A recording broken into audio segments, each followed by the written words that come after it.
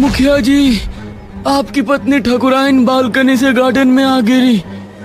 क्या वो ठीक तो है? उनको चोट तो नहीं आई है मुखिया जी, लेकिन उनकी आंखों में खौफ नजर आ रहा है और वो कुछ बोल भी नहीं रही हैं। हे भगवान! ये सुनकर सभी गांव के लोग और तांत्रिक बाबा जी मुखिया जी के साथ हो लिए। सभी घर पहुंचे तो ठकुराइन पलंग पर पड़ी थी। ठकुराइन, क्या हुआ आपको? हमें कुछ तो बताइए।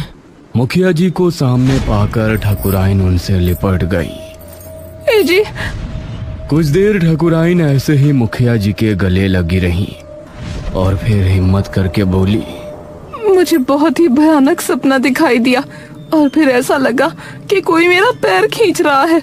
मैं अपने आप बालकनी में खींची चली गई और अपने आप को संभालने की कोशिश की तो गार्डन में जा गिरी। उसके बाद मुझे होश ही नहीं रहा कि मैं कहाँ हूँ। ये सुनकर सभी हैरान रह गए और तांत्रिक बाबा बोले, ठकुराइन जी, क्या आपके घर से आपकी कोई चीज गायब है? इस पर ठकुराइन ने सोचकर जवाब दिया, हाँ, हमारा पुश्तैनी हार गायब है। कल शाम हमने उसे उतारकर अलमारी में रखा था, लेकिन अब वो कहीं नहीं मिल रहा। ये सुनकर बाबा ने मुखिया जी की तरफ देखा और बोले, ठकुराइन का खास ख्याल रखा जाए। लगता है किसी ने कुएं से अपनी ख्वाहिशें मांगी है और उसने ठकुराइन के हार को कुएं में डालकर इनकी जान का सौदा किया है। यह सुनकर सभी लोग डर गए।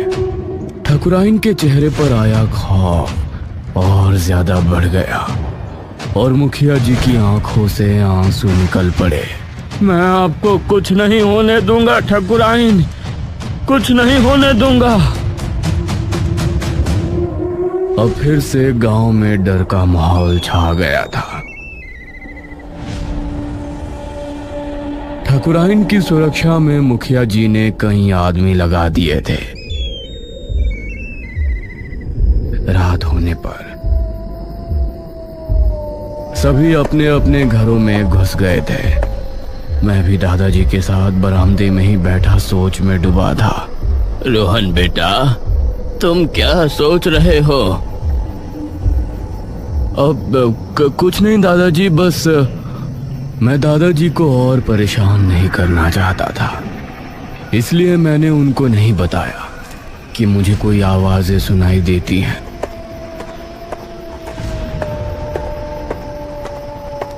रात होने पर जब मैं पलंग पर गया तो फिर से मुझे वो आवाज सुनाई दी। रोहन, आ जाओ रोहन, मैं तुमको जंगल घुमाऊंगी।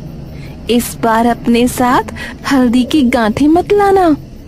यह आवाज सुनकर मैं दबे पांव घर से बाहर निकला और जंगल की तरफ रवाना हो गया। वो औरत मुझे नजर आई और इस बार भी मैं चुपचाप उसके पीछे हो लिया।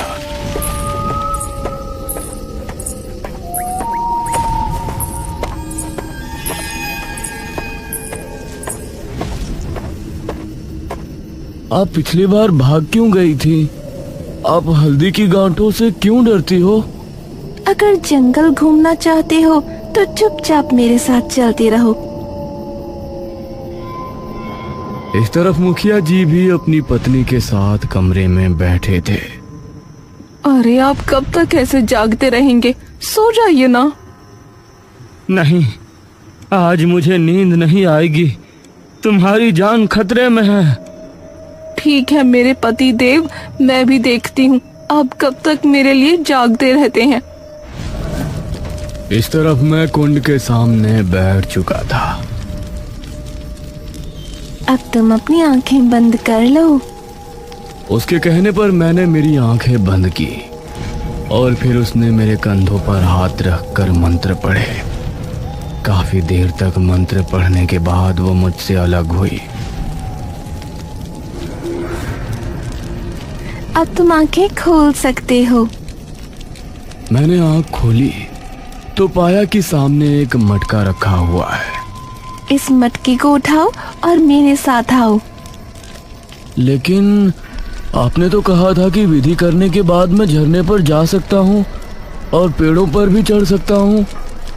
वो तो तुम कर सकते हो रोहन, लेकिन इसके पहले तुमको मेरा एक काम करना पड़ेगा। मैं तुम्हारे लिए इतना कर रही हूँ, क्या तुम मेरा काम नहीं करोगे? यह सुनकर अब मुझे थोड़ा सुकून मिला। यही तो मैं जानना चाहता था। ऐसा कौन सा काम है जिसके लिए वो मुझे आवाजें लगाया करती थी? कौन सा काम था जिसके लिए उसने सिर्फ मुझे चुना? मैंने मटका उठाया और उसके साथ हो लिया। अब वो मुझे अंधेरे जंगल की तरफ ले जाने लगी। मैं भी उसके पीछे चुपचाप चल रहा था और कुछ कदम ही चलने के बाद मैंने देखा कि वो कुआं ठीक हमारे सामने है। कुएं के पास पहुंचकर उसने मटकी को कुएं की बाउंड्री पर रखा। क्या मुझे यहाँ पानी भरवाने लाई हो? सब पता चल जाएगा, अभी तुम अपनी आंखें बंद करो। उसके कहने पर मैंने झट से अपनी आंखें बंद कर ली। दूसरी तरफ ठाकुराइन आराम से मुखिया जी के पास सो रही थी। मुखिया जी की भी अब आंख लग गई थी। तभी उसकी ओढ़ी हुई चादर अपने आप खिसकने लगी। उसके बाद किसी ने जोरों से ठाकुराइन का पैर खींचा। उसकी आवाज सुनकर मुखिया जी नींद से जागे। ठाकुराइन! मुखिया ने जल्दी से अलमारी से एक माला उठाई जो हल्दी की गांठों की बनी थी। ठाकुराइन अपने आप घसीटते हुए घर से बाहर निकली। मुखिया उसके पीछे भाग रहा था। वो जंगल के अंदर पहुंचने ही वाली थी। इसके पहले ही मुखिया ने उसके हाथ को पकड़ा और झट से उसके गले में माला डाल दी। तभी एक आवाज फिजा में गूंजी। तुम ठीक तो हो? जी मैं ठीक हूँ। मुखिया ठाकुराइन को फिर से घर ले गया। अब तुम अपनी आंखें खोल सकते हो। मैंने मेरी आंखें खोली तो अब उस मटके का मुंह कपड़े से ढका हुआ था। हाँ, उठाओ इसे और मेरे साथ चलो। इस बार तुमको आगे चलना है, रास्ता मैं बताऊंगी। मैंने उस मटकी को उठाया जो काफी भारी लग रही थी और उसके बताए रास्ते पर आगे बढ़ने लगा।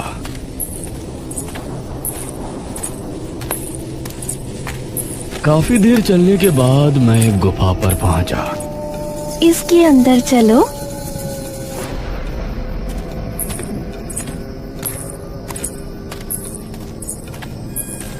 गुफा के अंदर जाने पर मुझे बहुत ठंड लग रही थी। मेरी रफ्तार जब भी हल्की होती तो वो मुझे टोकते हुए तेज चलने को कहती। इसी तरह चलते हुए मैं एक जगह पहुंचा जहां जमीन पर 5 गोल घेरे बने थे। इसे घेरे में ये मटकी रख दो। मैंने उस मटके को घेरे में रख दिया और फिर वो मुझे गुफा के बाहर ले आई। अब मैं तुमको उस इलाके में ले चलती हूँ। अब तुम झरने में नहा भी सकते हो और पेड़ों से फल भी तोड़कर खा सकते हो। इस पर मैंने खुश होने का नाटक किया। वो मुझे झरने पर ले गई जहां मैंने खूब मौज मस्ती की। पेड़ों पर चढ़कर मैंने फल भी खाए, उसे ये दिखाने के लिए कि मैं सिर्फ एक भोला भाला हूं। लेकिन असल में मेरे दिमाग में वो सवाल गूंज रहा था, मेरे हाथों उस मटकी को गुफा के अंदर रखवाने के पीछे उसकी क्या वजह थी? ये काम वो किसी और से भी तो करवा सकती थी।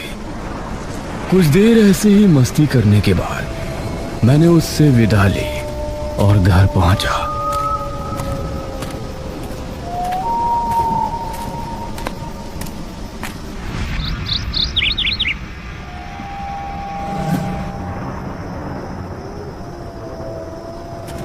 अब इसी तरह से रोजाना वो मुझे बुलाती।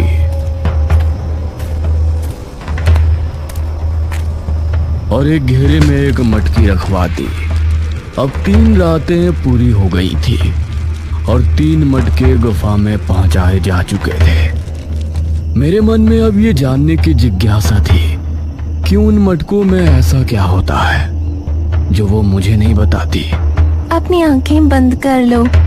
उस रात मैंने मेरी सिर्फ एक ही आंख बंद की जो उसकी तरफ थी और दूसरी खोली रखी। उसने मंत्र पढ़ना शुरू किया और तब मैंने एक बेहद डरावना दृश्य देखा। आज रात मटके को उठाते हुए मुझे अजीब सा डर लग रहा था, लेकिन मैंने उसे जाहिर नहीं होने दिया।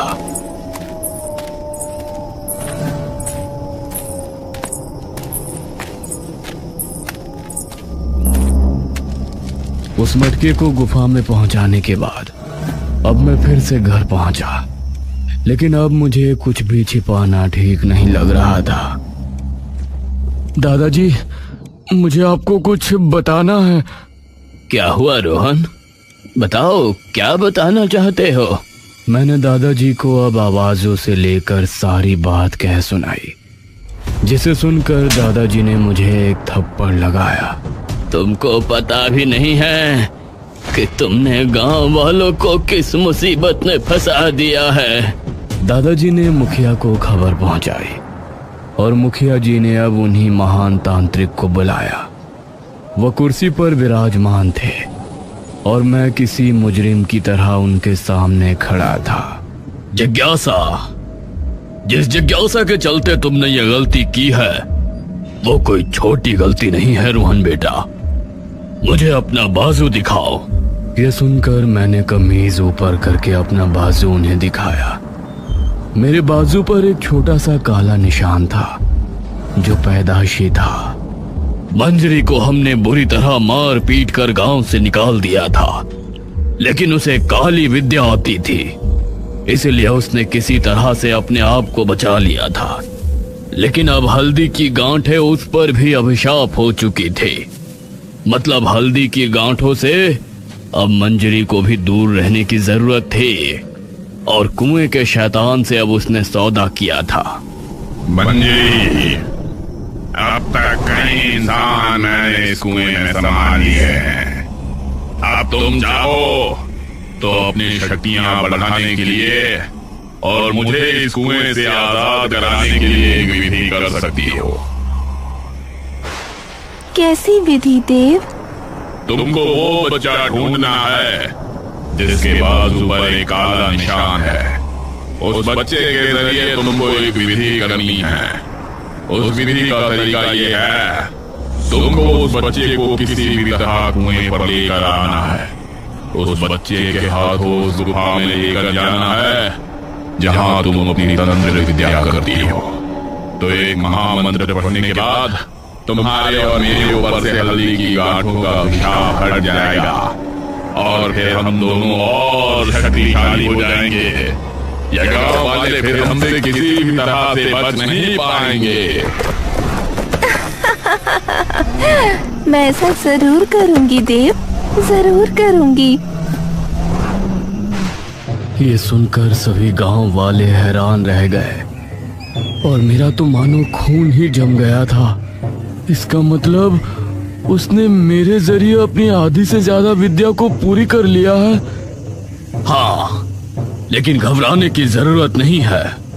तुम अभी भी अपनी गलती सुधार सकते हो। तांत्रिक बाबा मुझे एक कुटिया में ले गए और मुझे अकेले में कुछ समझाया।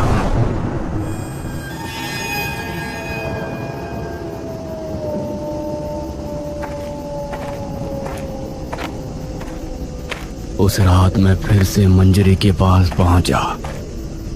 आज बस आखिरी रात है। आज तुमको मेरा ये काम आखिरी बार करना है। उसके बाद तुम आजाद हो। फिर तुम कभी भी जंगल आ सकते हो। तुमको मेरा काम करने की जरूरत नहीं पड़ेगी। मुझे बहुत खुशी है कि मैं आपके काम आ सका।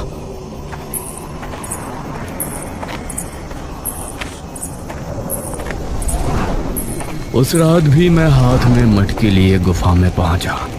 मैंने आखिरी 5वें घेरे में मटके को रखा और जमीन पर बैठ गया। उसके बाद वो जमीन पर बैठी और आंखें बंद करके मंत्रों का जाप करने लगी। हाँ, यही सही मौका है। मैं अपनी जगह से उठा और मटका उठाकर गुफा के बाहर फेंक दिया। ऐसा करने से ना जाने उसे क्या दर्द हुआ। वो चीखती हुई अपनी जगह से उठ गई। ये क्या कर रहा है तू? मैंने जल्दी से बाकी मटके भी उठाए और गुफा के बाहर फेंक दिए। उसने अपना लबादा उतार फेंका और मैंने पहली बार उसका चेहरा देखा। गुस्से की वजह से मानो उसकी आंखों में अंगारे दहक रहे थे। वो मुझ पर झपटी। इस हाथापाई में उसके बाल खुल गए और मैं उसे धक्का देकर बाहर भागा।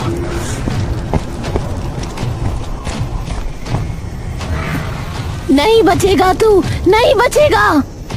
वो मेरे पीछे भागी। मैं एक बरगद के पेड़ के नीचे पहुंचा। वहां पर मैंने जमीन से एक हल्दी की गांठ निकाली और उसे उठा लिया। वहीं रुक जाओ। मेरे हाथ में हल्दी की गांठ देखकर वो वहीं रुक गई और हैरानी से मुझे देखने लगी। अब मुझे वो दृश्य याद आया जब मैं बाबा के साथ कुटिया में गया था। जिस तरह वो शैतान हल्दी की गांठों से डरता है, उसी तरह मंजरी भी हल्दी की गांठों से डरती है। उन मटकों को वो खुद नहीं छू सकती, उन्हें सिर्फ तुम ही छू सकते हो। ऐसे में तुम ही हो जो उसे उसके इरादों में कामयाब होने से रोक सकते हो। बाबा, मैं करूंगा। मैं उस गुफा के अंदर जाकर अभी उन मटकियों को बाहर निकाल देता हूं। नहीं रोहन, ऐसा नहीं करना। उन मटकियों को गुफा में रखने का और बाहर निकालने का मुहूर्त सिर्फ मध्य रात्रि का ही है। उस समय वो भी तुम्हारे साथ होगी। ऐसे में तुम एक काम कर सकते हो। तुमको बहुत चालाकी से काम लेना होगा। मैं दिन में गुफा के अंदर तो नहीं आ सकता, लेकिन एक काम कर सकता था। मैं हल्दी की गांठ लिए दिन में यहाँ आया और मैंने इस बरगद के पेड़ के नीचे यह हल्दी की गांठ छिपा दी। इसके बाद मेरा यहाँ आना और मटकियों को गुफा से बाहर निकालना, वो सब मेरे प्लान का हिस्सा था। अब तुम मेरा कुछ नहीं बिगाड़ सकती। फिलहाल तो मैं जा रही हूँ, लेकिन मैं तुझसे बदला जरूर लूंगी। नहीं छोड़ूंगी तुझे। ये कहकर वो बिजली की रफ्तार से वहां से चली गई और उसके जाते ही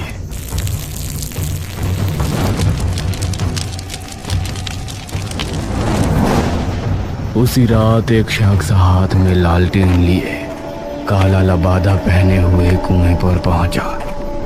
उसने अपनी जेब से एक चीज निकालकर कुएं में डाल दी।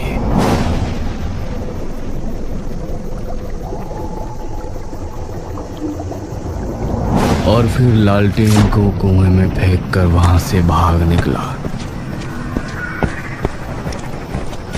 मैं गांव पहुंचा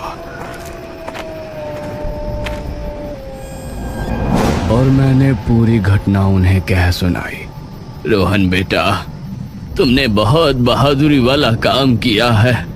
अब वादा करो कि कभी जंगल नहीं जाओगे। लेकिन अभी खतरा टला नहीं है।